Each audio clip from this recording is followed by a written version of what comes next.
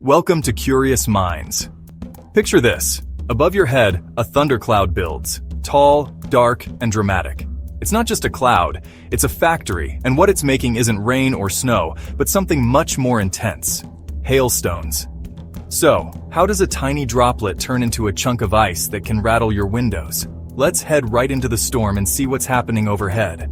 Inside those giant cumulonimbus clouds, warm air rushes upward at speeds faster than you'd ever drive on the highway, sometimes over 100 kilometers per hour. This rising air cools, and the humidity inside starts to condense into supercooled water droplets. So cold, they're ready to freeze the moment they touch something solid. Now imagine these droplets swirling around in the cloud, clinging to whatever they can find: dust, ash, maybe even a bug. That's step one. When a droplet finally freezes around its tiny core, a baby hailstone is born, but its adventure is just beginning.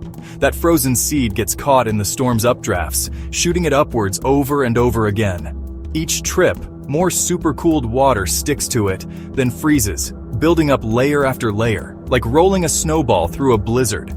Sometimes you can even see the layers if you slice a hailstone in half. Eventually, gravity gets its say. As the hailstone grows, it gets heavier and heavier, until even the wild updrafts can't keep it afloat. Down it falls, crashing through the cloud, through the rain, and finally onto roofs, fields, or sometimes right into your backyard. The size of a hailstone tells a story. Pea-sized hail, mild storm, golf ball, or even baseball-sized. That's a powerhouse of a storm up there. It's nature's way of showing off just how much energy is packed into those swirling thunderclouds. So next time you hear hail bouncing off your window or see it dancing on the street, remember, each hailstone took a wild, swirling ride high above the earth before coming back down, built layer by layer in the heart of a storm.